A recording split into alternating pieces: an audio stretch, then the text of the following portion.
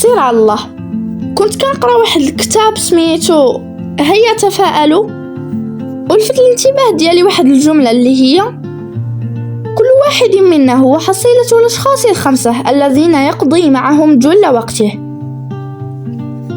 هنا حبست وسولت راسي واحد السؤال مهم: واش الناس اللي دايرين بيا كتدفعوني لقدام ولا كيجروني اللور؟ هنا استنتجت بلي السر ماشي فيا بوحدي ولا في الإرادة ديالي، السر كاين في المحيط اللي أنا فيه. الإنسان بحال الإسفنجة كيمتص الطاقة والأفكار بلا ما يحس. كيف ما النبات ما يقدرش يكبر بلا تربة صالحة، حتى انت ما تقدرش تطور من راسك وانت في وسط بيئة محبطة. البيئة ديالك كتغلب الإرادة، داكشي علاش رد البال. القرار بيديك اليوم، يا إما تبقى تابع التيار أو تختار المحيط ديالك بعناية باش تبني النسخة الأفضل منك.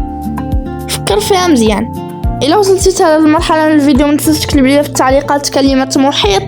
كان معكم الكوتش أحمد. سير على الله.